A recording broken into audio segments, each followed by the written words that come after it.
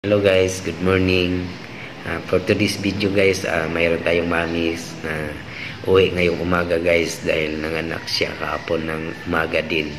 24 hours lang po guys ang kanilang stay dito sa Shalom. And then, ang kanilang baby ay napaliguan na sa ating midwife, ay na newborn screening na rin po sa ating midwife. And then, ang birth certificate sa kanilang baby ay natapos na rin pag-fill up. Tatapusin muna lahat guys bago sila mag-discharge sa Shalom Christian by Panakan. And then, uwi na sila. Okay, interview nating mamis kung anong nangyari sa kanya kahapon.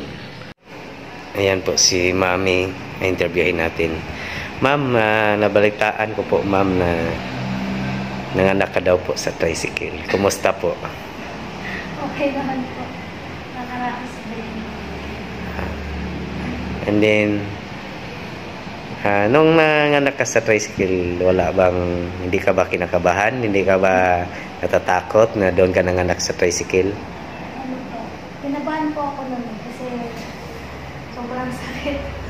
Pero dyan sa Lores pa lang, lumabas na hindi si Gianna. Doon sa Lores. Sa Lores po. Pumutok yung panubigan. Opo. Dahil pagsakay ko pa lang ng tricycle, hindi pa nakakaandar. Sumunod yung baby. Sumunod na yung ulo, kaya yan, lumabas na siya. Okay. Hindi na po nakaabot dito. Okay. Yung pagdating mo dito sa Shalom, sikaso ka naman agad sa ating midwife. Sa dito na sa tricycle na din dito yung court. Dinala ka agad dito sa Liborom. Diyan nila nabigyan ng lunas yung baby mo. Okay. Okay, and then ngayon kayo po ay uuwi na. Okay. Yung asawa mo hindi nataranta nung ano? Nataranta nga po eh. Okay. Kasi siya na yung pinasalo ko sa baby. Okay. Madilim pa naman kasi mga magsisis pa lang. So, walang ilaw yung loob ng tricycle. Walang ilaw. Po.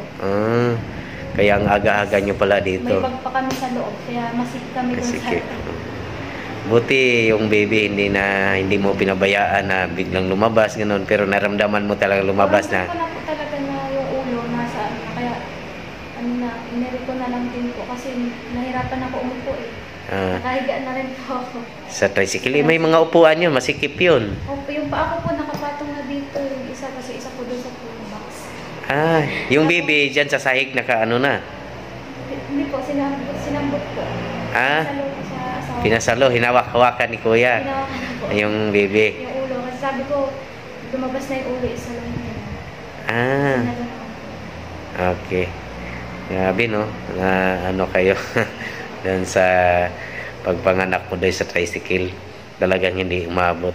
Kasi dami ding nangyari dito ganun na nanganak sa tricycle. Sasakyan pa lang pagdating dito. Saan kayo galing? Saan kayo? Ano po?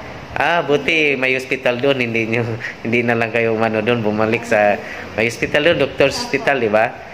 Okay, dito talaga kayo dumiritso kasi dito kayo nagpapacheck up.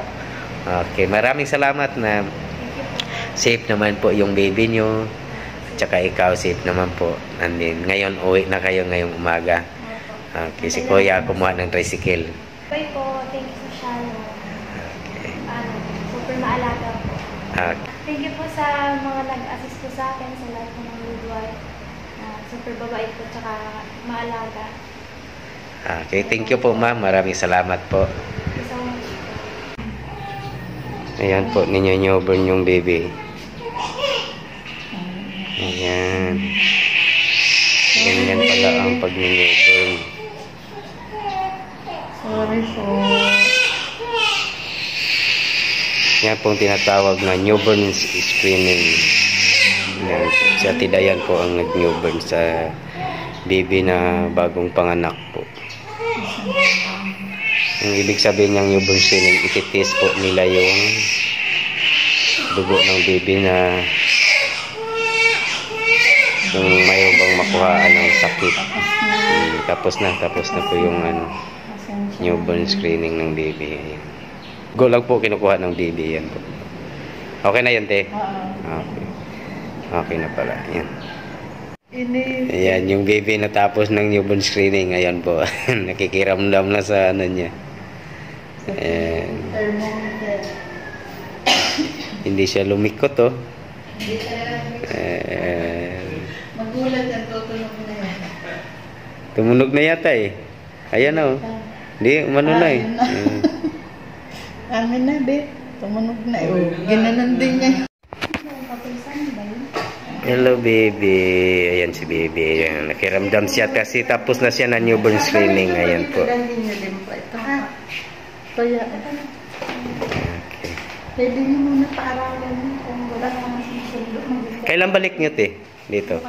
Bukas. Balik na kayo dito bukas. Sige, balik kayo dito bukas. Ano ba bukas, te? Hearing test ba?